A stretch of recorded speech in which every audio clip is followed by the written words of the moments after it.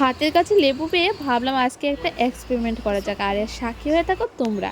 এখানে আলুগুলিকে পিস করে নিয়েছি আর পেঁয়াজগুলিকে আমার স্টাইলে গুল গুল করে কেটে নিয়েছি, আর মরিচ, রসুন আর লেবু নিয়ে নিয়েছি। আর অপর দিকে ডিমগুলিকে বসিয়ে দিয়েছি বয়েল হওয়ার জন্য। এবার বয়েল হয়ে গেলে এবার ডিমের খোসা ছাড়িয়ে এর মধ্যে জিরে, হলুদ, লবণ, ধনে আর কয়েকটা এলাচের গোটা দিয়ে দেব, দিয়ে লেবুর রস ছাড়িয়ে নেব, ছাড়িয়ে এবার ভালো করে চটকে নেব। আর ওয়েট করো, অনেস্টলি বলবো খেতে কীরকম হয়। আর চটকানি দেখে কেউ কিন্তু গালাগালি দেবে না। আর এদিকে তেল গরম হলে সব কিছু ঢেলে দেব, ঢেলে ভালো করে ভেজে নেব। ভাজা হয়ে গেলে এর মধ্যে জল অ্যাড করে দেব, জল অ্যাড করে 10 মিনিটের মতো ফুটিয়ে নেব। বাস তৈরি আমাদের লেমন এগ কারি।